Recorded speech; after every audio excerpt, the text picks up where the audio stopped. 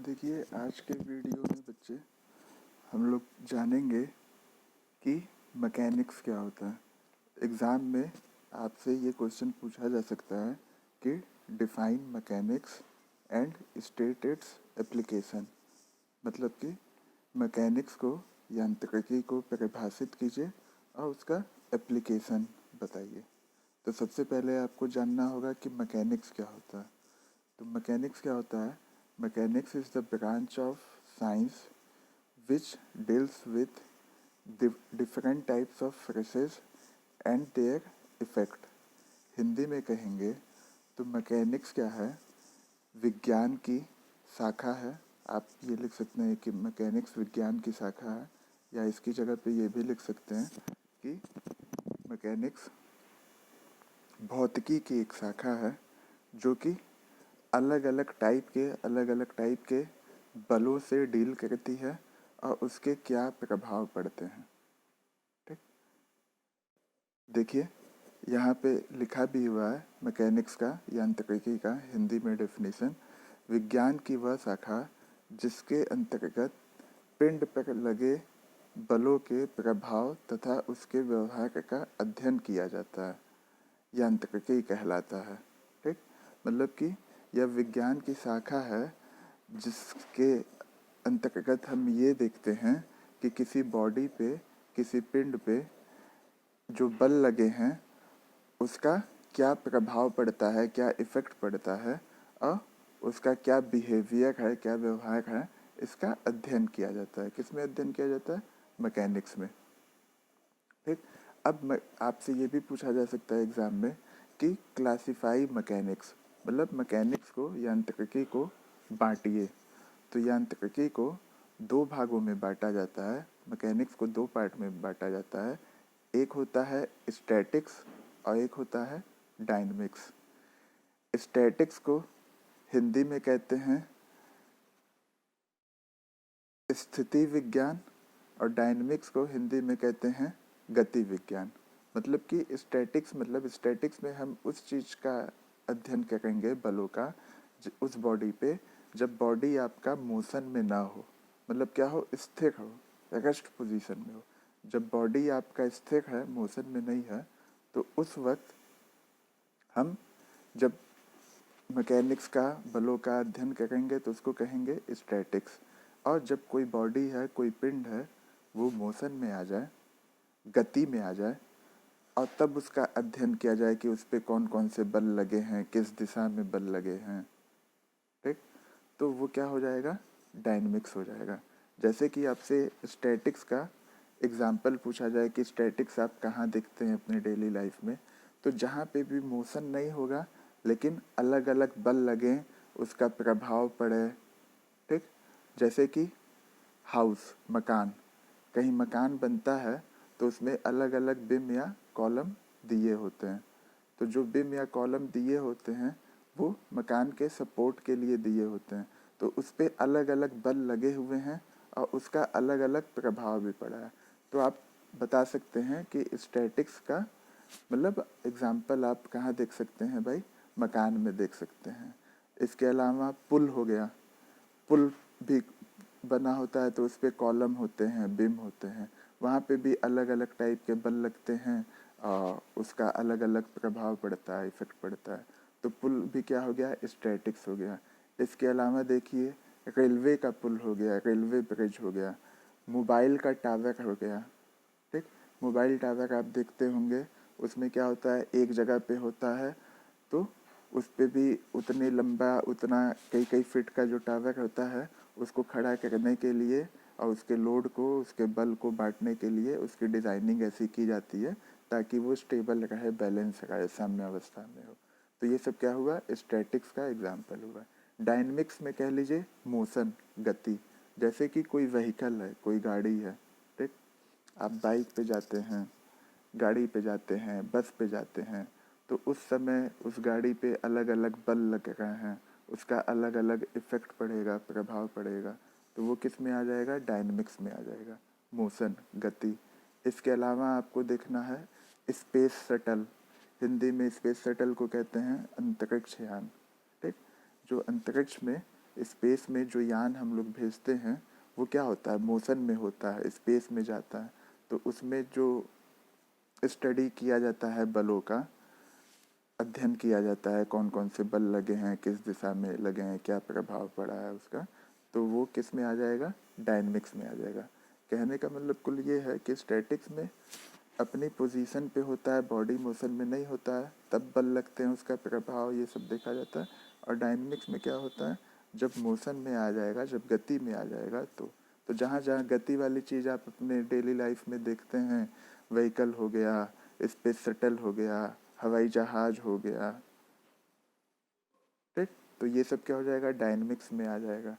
Statics में क्या आ जाएगा, जो अपनी जगह पे है, पुल हो गया, मकान हो गया, कोई बिल्डिंग हो गई, रेलवे का पुल हो गया, मोबाइल का टावर हो गया, ठीक।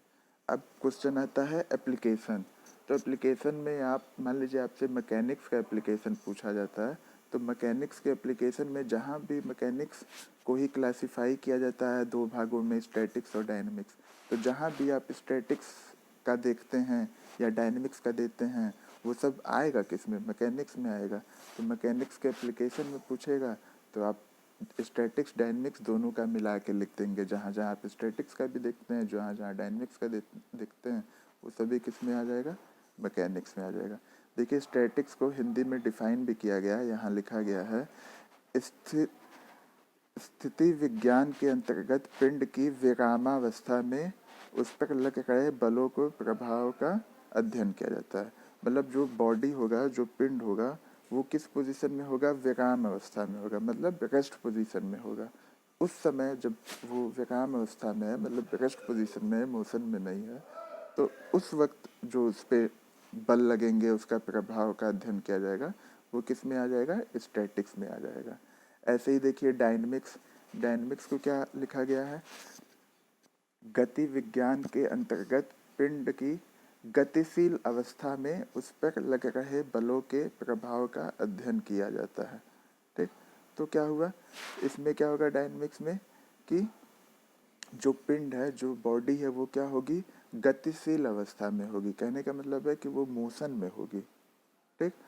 उस समय जब मोशन में होगी तो उस पिंड पे, उस बॉडी पे जो बल लगेंगे, उसका जो प्रभाव होगा, उसका अध्ययन किया जाएगा। तो वो किस में आ जाएगा, डायनेमिक्स में आ जाएगा। अब डायनेमिक्स को आगे क्लासिफाई किया जाता है, आगे बांटा जाता है, तो उसको दो पार्ट में, दो भागों में बांटा जाता है। एक होता है शुद्ध गति विज्ञान, मतलब कि काइनेटिक्स, और एक होता है बल गति विज्ञान, मतलब कि काइनेमेटिक्स। मतलब डायनेमिक्स को आगे दो पार्टों में बांटा जाएगा, तो एक होगा काइनेटिक्स और एक होगा काइनेमेटिक्स।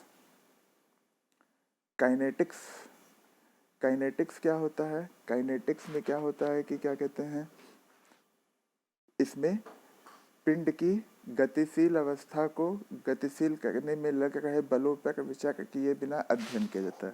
मतलब काइनेटिक्स में क्या होता है कि जो मोशन होता है उसको कंसीडर नहीं किया जाता है, उसको मतलब माना नहीं जाता है, उसको कंसीडर किए बिना, उस पर विचार किए बिना जब हम मोशन को, गति का अध्ययन करेंगे बलों का किसी पिंड पे, किसी बॉडी पे, तो वो किस में आएगा, काइनेटिक्स में आएगा, जिसको हिंदी में कहते हैं शुद्ध गति विज्ञान।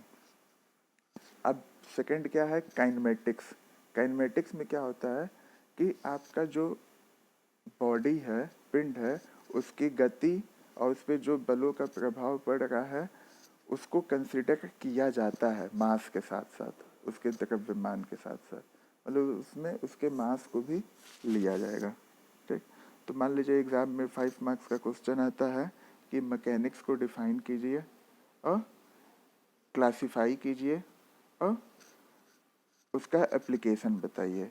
तो सबसे पहले आप बताएंगे कि mechanics is the branch of science which deals with the different types of forces and their effect on the body, ठीक। उसके बाद मैकेनिक्स को क्लासिफाई किया जाएगा दो भागों में, स्टैटिक्स और dynamics. Statics is the branch of mechanics in which we deal with the different types of forces when the body are in rest position. Dynamics is the branch of mechanics in which we study different types of forces and their effect when the body are in motion. Then dynamics are further classified into kinetics and kinematics. ये आपका हो गया mechanics का definition और classification. Application में जहाँ जहाँ use होता है आप अपने डेली लाइफ में देखते हैं, ट्रस एंड फ्रेम में, ठीक, पुल में, हाउस में, बिल्डिंग में, व्हीकल में, स्पेस शटल में, एरोप्लेन में, ये सब क्या हो जाएगा उसका, ये सब हो जाएगा उसका एप्लीकेशन। आगे चलते हैं। अब देखिए इसमें दिया है यूटिलिटी ऑफ मैकेनिक्स, मतलब वही कि इसकी उपयोगिता क्या है, मैकेनिक्स की उपयोगिता क्या है आपसे पूछा जाएगा, वही एप्लीकेशन। अगर आपसे क्वेश्चन में यूटिलिटी ऑफ मैकेनिक्स पूछता है, यांत्रिकी की उपयोगिता, या एप्लीकेशन पूछता है, तो उन दोनों का एक ही मतलब है, ठीक, दोनों में एक ही जवाब लिखेंगे आप। अब उसके बाद आ जाइए scalar quantity and vector quantity. दो टाइप की क्वांटिटी होती है, एक स्केलर क्वांटिटी होती है, एक वेक्टर क्वांटिटी होती है। स्केलर क्वांटिटी को हिंदी में कहते हैं अदिश राशि और वेक्टर क्वांटिटी को हिंदी में कहते हैं सदिश राशि। अब देखिए स्केलर क्वांटिटी क्या होता है, वह क्वांटिटी जिसको बताने के लिए, रिप्रेजेंट करने के लिए केवल मैग्नीट्यूड की आवश्यकता पड़े और डायरेक्शन की आवश्यकता ना पड़े, तो वो क्या होता है स्केलर क्वांटिटी। कहने का मतलब अदिश राशि वह राशियाँ होती हैं जो केवल परिमाण द्वारा व्यक्त किया जाता है तथा जिसके दिशा का बोध नहीं होता है, ठीक। तो अदिश राशि में क्या होगा, उसको केवल मैग्नीट्यूड से ही आप व्यक्त कर सकते हैं, बता सकते हैं, उसके दिशा की आवश्यकता आपको इसमें नहीं पड़ती है। जैसे कि आपसे स्केलर क्वांटिटी का कोई एग्जांपल पूछे एग्ज़ाम में, तो आप बता सकते हैं लेंथ, लंबाई। अब लंबाई है तो आप लंबाई बता सकते हैं, वो किसी यूनिट में होगा, उसका कुछ मैग्नीट्यूड होगा, 5 feet, 6 feet, 8 feet, 10 feet, 5 centimetre, 8 centimetre, 10 centimetre, 5 inch, 7 inch, 8 inch, ठीक, अलग अलग यूनिट में होगा। बट लंबाई को बताने के लिए, लेंथ को बताने के लिए, व्यक्त करने के लिए आपको दिशा की आवश्यकता नहीं पड़ेगी। तो लेंथ, लंबाई क्या है आपका एक स्केलर क्वांटिटी है। उसके अलावा देखिए वॉल्यूम, वॉल्यूम को कहते हैं हिंदी में आयतन, ठीक। किसी चीज़ का आयतन बताने के लिए भी आप उसको व्यक्त कर सकते हैं केवल उसके मैग्नीट्यूड से, उसके परिमाण से, उसके दिशा की आवश्यकता आपको उसमें नहीं पड़ेगी। जैसे हम लोग दूध लेते हैं, तो दूध लेने जाते हैं दुकान पे, तो उससे कहते हैं कि 1 लीटर दूध दे दीजिए, 2 लीटर दूध दे दीजिए। तो जो लीटर है वो क्या है, वॉल्यूम का यूनिट है, आयतन का यूनिट है, ठीक। वैसे एसआई यूनिट जो आयतन का होता है वो क्या होता है, मीटर क्यूब। वन मतलब 1 metre cube equal to 1000 litre.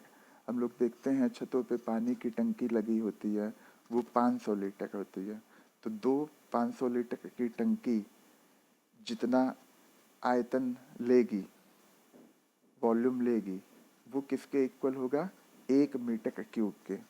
या आप ये भी कह सकते हैं बड़ी टंकी है तो 1000 लीटर वाली टंकी है, तो 1000 लीटर टंकी जितना वॉल्यूम, जितना आयतन लेगी, उतना ही वो किसके इक्वल हो जाएगा, 1 मीटर क्यूब के। इसके अलावा स्केलर क्वांटिटी में अदिश राशि में क्या होता है, क्षेत्रफल, एरिया। अब कोई मान लीजिए प्लॉट है, ज़मीन है, ठीक, तो उसका क्या होगा, लंबाई होगा और चौड़ाई होगा। तो मान लीजिए 20 फीट लंबाई है, 30 फीट चौड़ाई है, तो उसका क्षेत्रफल क्या होगा, एरिया क्या होगा, 20 इंटू 30 मतलब 600 स्क्वायर फीट। तो अब किसी भी प्लॉट का क्षेत्रफल बताने के लिए आपको केवल उसके परिमाण की, मैग्नीट्यूड की आवश्यकता पड़ रही है, दिशा बताना आपको नहीं पड़ेगा। तो वो क्या हो जाएगा, स्केलर क्वांटिटी हो जाएगा। इसके अलावा मास, मास क्या होता है, द्रव्यमान, इसकी यूनिट क्या होती है, केजी, ठीक। अब मास बताने के लिए आपको इसमें भी केवल मैग्नीट्यूड की आवश्यकता पड़ेगी, दिशा की, डायरेक्शन की आवश्यकता नहीं पड़ेगी। जैसे मान लीजिए आज कोई कहा कि हम आज मैंने 5 kg उठाया, 5 kg का आटा उठाया। आज मैंने 10 किलो सब्जी लाया। तो 10 किलो सब्जी लाया, तो उसमें 10 किलो सब्जी लाया मैग्नीट्यूड तो बताएगा, परिमाण तो है कि 10 है क्वांटिटी उसकी, लेकिन किस दिशा में है इसकी आवश्यकता नहीं पड़ रही है आपको। तो ये क्या हो जाएगा, ये भी स्केलर क्वांटिटी हो जाएगा। इसके अलावा होता है टाइम, समय। ठीक, समय भी क्या होता है, एक स्केलर क्वांटिटी होता है, अदिश राशि होता है। भाई हमको अपने यहाँ से कॉलेज जाने में 1 घंटे का समय लगा। ठीक, तो हम अपने यहाँ से, हम अपने स्कूल से हम अपने कॉलेज गए, हम सिनेमा हॉल से कॉलेज गए, तो हमको 1 घंटा का समय लगा। अब 1 घंटा का समय लगा तो ये टाइम है, इसमें कहीं भी आपको दिशा बताने की आवश्यकता नहीं पड़ रही है। आप 1 घंटा क्या है, उसका मैग्नीट्यूड है। घंटा यूनिट है, एक क्या है, मैग्नीट्यूड है, परिमाण है। ठीक, तो उसको बताने के लिए आपको दिशा की आवश्यकता नहीं होगी, तब भी वो व्यक्त हो जाएगा। तो वो क्या हो जाएगा, स्केलर क्वांटिटी हो जाएगा। इसके अलावा देखिए डिस्टेंस। ठीक, हमारा कॉलेज 10 किलोमीटर के डिस्टेंस पे है, दूरी पे है। ठीक, तो आपका कॉलेज 10 किलोमीटर के डिस्टेंस पे है। ये क्या हो गया, जो डिस्टेंस है, जो दूरी है, वो स्केलर क्वांटिटी हो गया। ठीक, इसको व्यक्त करने के लिए आपको दिशा की आवश्यकता नहीं है। इसके अलावा देखिए डेंसिटी। डेंसिटी इक्वल टू क्या होता है, मास बाय वॉल्यूम। ठीक, डेंसिटी की यूनिट होती है केजी पर मीटर क्यूब। जैसे पानी होता है, पानी का माना जाता है कि जो घनत्व होता है, डेंसिटी होता है, वो क्या होता है, 1000 मीटर 1000 kg पर मीटर क्यूब। मतलब कि जो पानी है उसका घनत्व 1000 kg पर मीटर क्यूब। अब घनत्व भी बताने के लिए, व्यक्त करने के लिए केवल आपको मैग्नीट्यूड की आवश्यकता है, दिशा की आवश्यकता नहीं है। तो घनत्व भी क्या हो जाएगा आपका, स्केलर क्वांटिटी हो जाएगा। हीट, हीट को हिंदी में कहते हैं उष्मा। ठीक, उष्मा की यूनिट होती है किलो जूल पर केजी, या किलो जूल, या जूल। ठीक, तो उष्मा भी क्या है, आपकी स्केलर क्वांटिटी है, अदिश राशि है। शक्ति, पावर, ये भी क्या है, अदिश राशि है। इसको भी व्यक्त करने के लिए आपको दिशा की आवश्यकता नहीं पड़ेगी। अब आ जाइए सदिश राशि, वेक्टर क्वांटिटी। वेक्टर क्वांटिटी क्या होता है, वह क्वांटिटी जिसको व्यक्त करने के लिए आपको परिमाण के साथ साथ दिशा की भी आवश्यकता पड़े। कहने का मतलब क्या है, vector quantity is that quantity in which we have to require both magnitude and direction to express। व्यक्त करने के लिए हमको मैग्नीट्यूड और डायरेक्शन दोनों चीज़ों की आवश्यकता पड़ेगी। ठीक, वे राशियाँ जो परिमाण एवं दिशा का बोध कराते हैं उन्हें सदिश राशि कहते हैं। ठीक, जैसे कि देखिए बल। ठीक, जो बल होता है वो क्या होता है, एक वेक्टर क्वांटिटी होता है, सदिश राशि होता है। इसमें क्या होता है कि आपको मैग्नीट्यूड के साथ साथ डायरेक्शन भी बताना पड़ता है।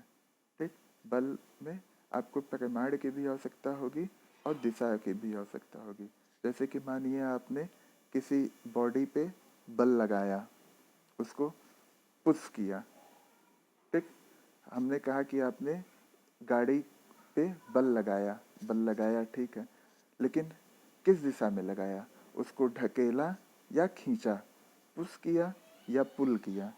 तो जब तक हम ये नहीं बताएंगे तो कोई जान नहीं पाएगा कि भाई बल लगा तो क्या हुआ, पुश हुआ या पुल हुआ, उसको धक्का दिया गया या खींचा गया। तो वो क्या हो जाएगा, आपका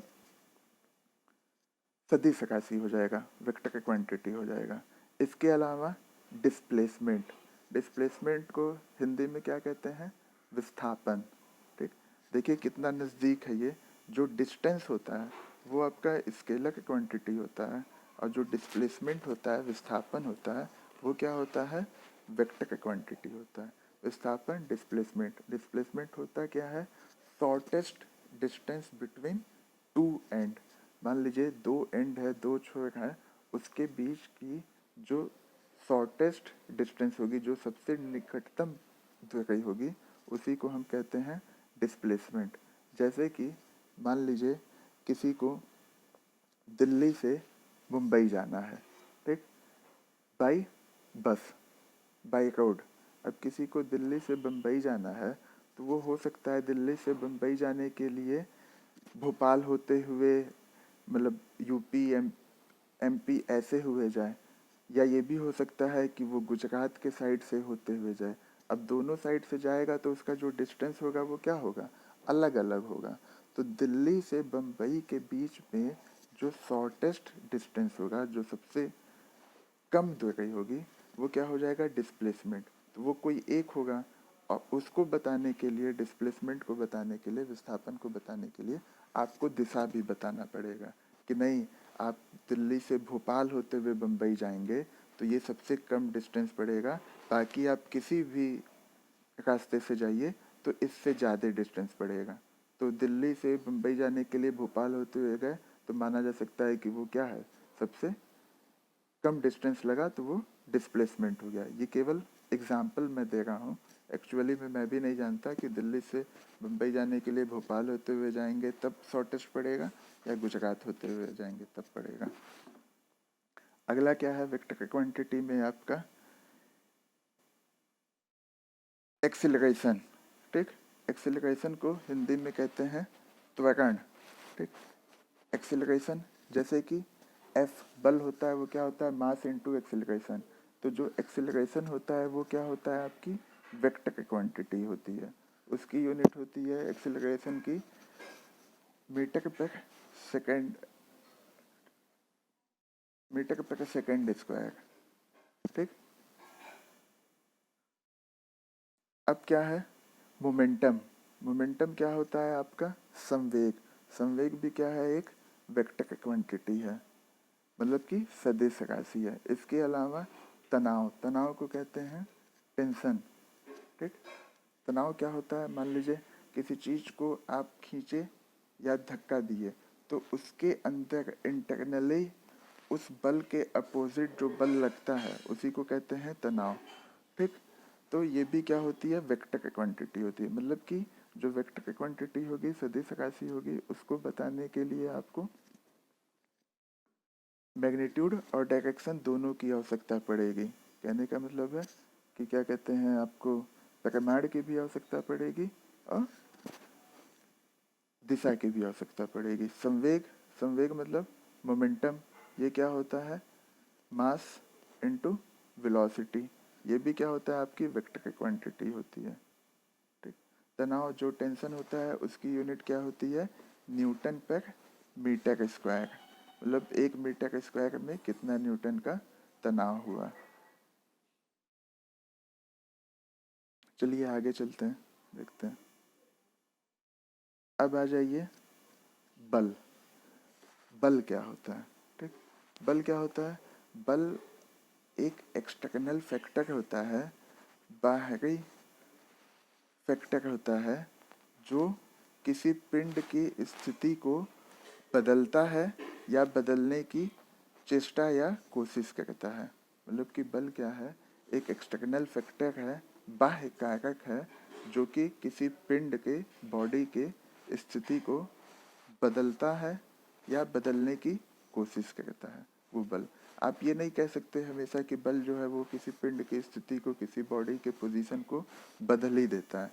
भाई आप बल लगाए, लेकिन जितना बल लगाए वो हो सकता है कि उस बॉडी के पोजीशन को बदलने के लिए कम हो, तो क्या होगा, बॉडी का पोजीशन नहीं बदलेगा, लेकिन तब भी बल तो आपने लगाया हुआ है, तो वो क्या हो जाएगा, आपका सदिश राशि, ठीक। तो बल क्या होता है, एक सदिश राशि होता है। मतलब कि बल को भी व्यक्त करने के लिए आपको मैग्नीट्यूड और डायरेक्शन दोनों की आवश्यकता होती है। मतलब कि बल को बताने के लिए, व्यक्त करने के लिए आपको परिमाण व दिशा दोनों की आवश्यकता होगी, ठीक। एसआई सिस्टम में बल की जो यूनिट होती है वो क्या होती है, न्यूटन। एसआई सिस्टम में जो बल की यूनिट होती है वो क्या होती है, न्यूटन होती है, ठीक। और मीट्रिक सिस्टम में, मीट्रिक सिस्टम में जो बल की यूनिट होती है वो क्या होती है, केजीएफ, ठीक। अब 1 केजीएफ जो होता है वो लगभग 9.8067 न्यूटन के इक्वल होता है। जो 1 kgf होता है वो 9.8067 के न्यूटन के इक्वल होता है। तो जब हम क्वेश्चन लगाते हैं तो जो 9.8067 है उसकी जगह पे हम 10 भी मान सकते हैं। तो मोटी मोटा आप कह सकते हैं कि जो 1 kgf होता है वो 10 न्यूटन के इक्वल होता है। ऐसे ही 1 किलो न्यूटन जो होता है वो 10⁻³ न्यूटन के इक्वल होता है। मतलब कि 1 किलो न्यूटन जो होता है वो 1000 न्यूटन के इक्वल होता है। उससे बड़ी यूनिट किलो न्यूटन से क्या है, मेगा न्यूटन। जो 1 मेगा न्यूटन होता है वो 10⁶ न्यूटन के इक्वल होता है। 1 गीगा न्यूटन जो होता है वो 10⁹ न्यूटन के इक्वल होता है। अब आपसे कोई कहे कि 1 गीगा न्यूटन को आप मेगा न्यूटन में बदलिए कि 1 गीगा न्यूटन कितने मेगा न्यूटन के इक्वल होता है, तो आप कह सकते हैं कि 1 गीगा न्यूटन 1000 मेगा न्यूटन के इक्वल होता है। ऐसे ही कोई कहे आपसे कि 1 मेगा न्यूटन कितने किलो न्यूटन के इक्वल होता है, तो 1 मेगा न्यूटन 1000 किलो न्यूटन के इक्वल होता है। ये सब चीज़ें यूनिट इसलिए बताई जाती हैं कि ये बेसिक चीज़ है, आपको मालूम होना चाहिए। आप क्वेश्चन सवाल तभी लगा पाएंगे जब आपको यूनिट मालूम होगी। कभी कभी एग्ज़ाम में आपसे यूनिट को बदलने को भी पूछ देता है कि मेगा न्यूटन को किलो न्यूटन में बदलिए, या न्यूटन को केजीएफ में बदलिए, या केजीएफ को न्यूटन में बदलिए, तो आपको मालूम होना चाहिए। ठीक, तो बल क्या है, एक सदिश राशि है जिसमें कि आपको मैग्नीट्यूड और डायरेक्शन दोनों की आवश्यकता पड़ती है। होता क्या है ये कि एक्सटर्नल फैक्टर होता है जो किसी बॉडी के पोजीशन को बदल देता है या बदलने की कोशिश करता है। जैसे मान लीजिए कोई गाड़ी है, उसको आप पुश किए, धक्का दिए, ठीक। अब हो सकता है कि आप अकेले धक्का दिए और गाड़ी अपनी जगह से नहीं हिली, ठीक, लेकिन आपने कोशिश की, तो बल क्या है कि उसके पोजीशन को बदल देगा या बदलने की कोशिश करेगा। तो यहाँ पे क्या हुआ, जब आप धक्का दिए और गाड़ी नहीं हिली, अपनी पोजीशन को नहीं छोड़ी, तो वो क्या हो गया आपका, अब मतलब कोशिश किया। अब मान लीजिए एक जगह पे लोगों की जगह पे 3 लोगों ने मिल को गाड़ी को धक्का दिया, पुश किया, तब क्या होगा, गाड़ी पोजीशन बदल देगी। हो सकता है कुछ फिट आगे चली जाए। वो जब कुछ फिट आगे चली जाएगी तो पोजीशन उसका क्या होगा, चेंज हो जाएगा, गति में आ जाएगी, मोशन में आ जाएगी। तब भी क्या हुआ, अब इस केस में क्या हुआ, आपने जो बल लगाया उसने क्या किया, बॉडी का, पिंड का जो पोजीशन है, जो अवस्था है, उसको बदल दिया। तो हमेशा जब बल का डेफिनेशन लिखेंगे तो आपको ये लिखना ही होगा कि बल एक एक्सटर्नल फैक्टर है, बाह्य कारक है, जो किसी बॉडी के पोजीशन को बदल देता है या बदलने की कोशिश करता है। आप ये कतई नहीं लिखेंगे कि बदल देता है, केवल इतना नहीं लिखना है, आगे लिखना है कि बदल देने की कोशिश करता है।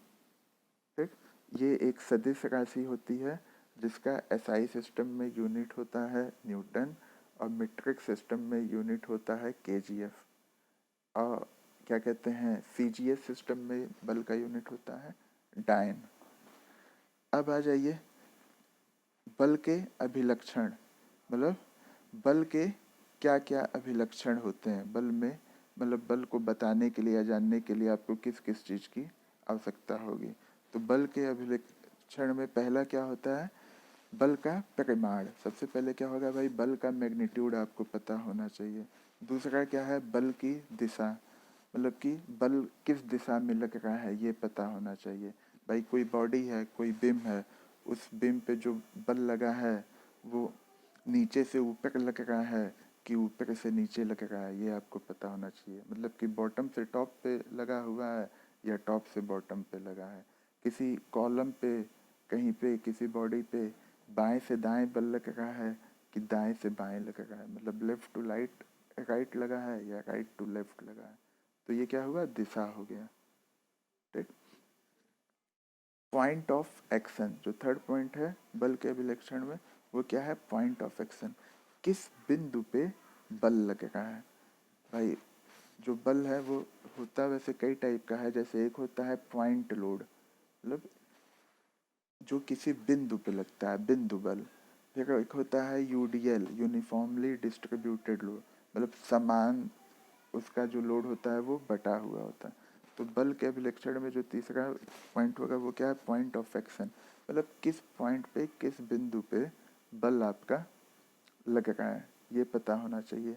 Line of action, line of action मतलब जिस पॉइंट पे आप लगाए हैं उस पॉइंट से जो लाइन जाएगी, ठीक, किस लाइन को वो पास होते हुए बल लग रहा है, उसको कहते हैं लाइन ऑफ एक्शन। जो पॉइंट ऑफ एक्शन होता है बल लगने का और जो लाइन ऑफ एक्शन होता है, ये हाइपोथेटिकल होता है। ये किसी बॉडी पे आपको लाइन ऑफ एक्शन दिखाई नहीं देगा। अपनी आँख से हम लोग लाइन ऑफ एक्शन देख नहीं सकते हैं कि कहीं बिम है, कोई कॉलम है तो उसका लाइन ऑफ एक्शन क्या है। ये बस क्वेश्चन को लगाने के लिए, कैलकुलेशन के लिए हम जानते हैं कि ये लाइन ऑफ एक्शन होगा।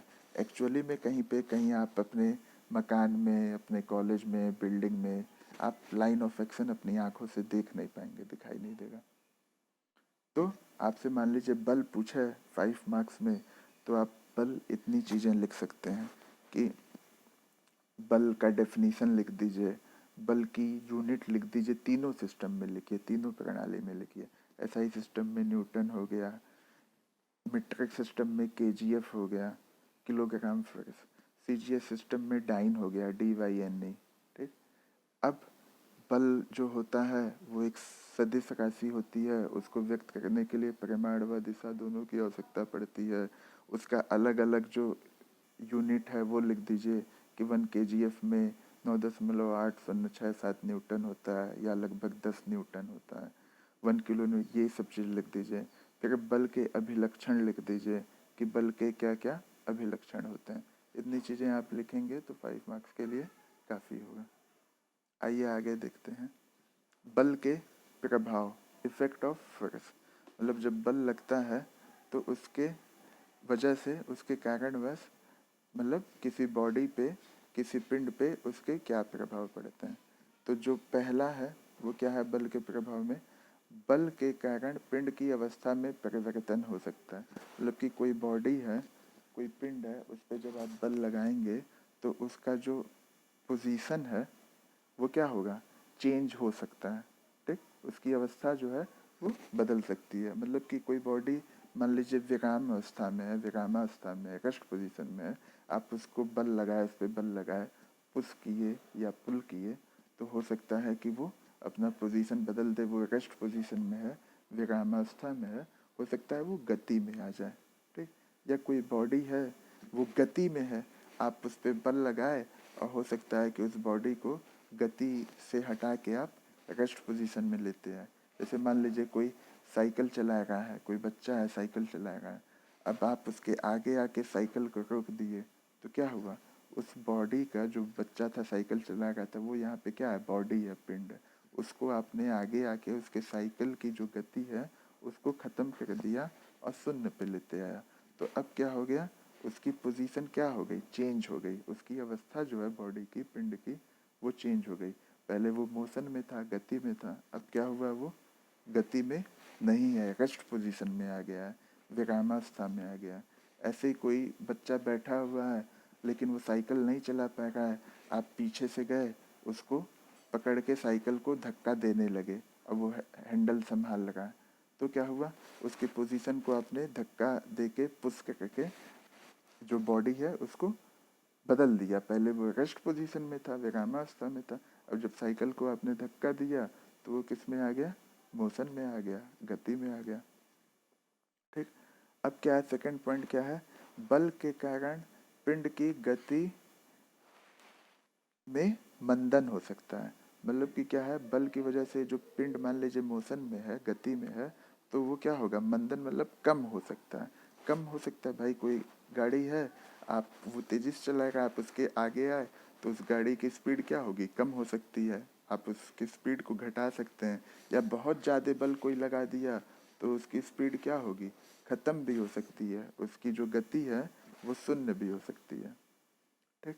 अब देखिए थर्ड पॉइंट क्या है, बल के कारण पहले पिंड की स्थिति मंद हो सकता है तथा विरामावस्था में भी आ सकता है या साम्यावस्था में जा सकता है। देखिए वही चीज़ जो मैं कहा कि क्या कहते हैं, जब आप बल लगाएंगे तो पहली पिंड की जो गति है वो क्या हो सकती है, मंद हो सकती है, कम हो सकती है।